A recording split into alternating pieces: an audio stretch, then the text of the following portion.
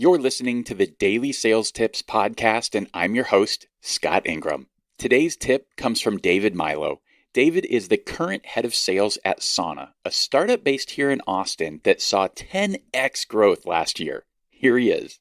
Hey everyone, this is David Milo with your Daily Sales Tip. I'm going to be covering objection handling and giving you 6 key steps to getting over any objection. Objection handling is one of those lost arts that I see among SDRs and account executives.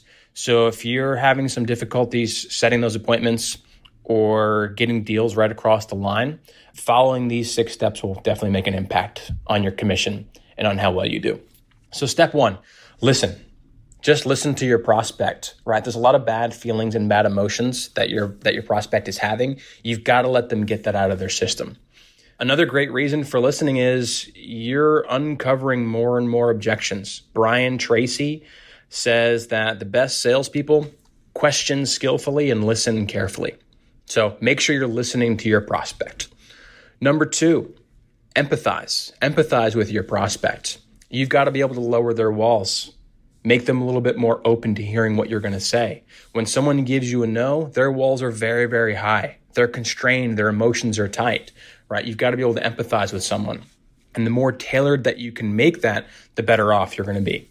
Step 3 goes hand in hand with empathizing with your prospect. That's relating. So making sure that your prospect knows that they're not alone, that they're not the first person that have had the objections or feelings that they have. You've got to convey to them that you have worked with other prospects just like them, help them overcome their objections, and that they've become great clients of yours. Step 4 are softening language statements. So softening language statements are again, a great way to continue to lower walls. They're a great way to set up what you're about to say next, because you're about to hit your prospect with some logic that's going to overcome their objection, but you've got to soften the blow just a little bit. So some good examples of softening language statements are, here's my thought process. I could be wrong here. I might be way off base. So a great thing you can do is also combine softening language statements.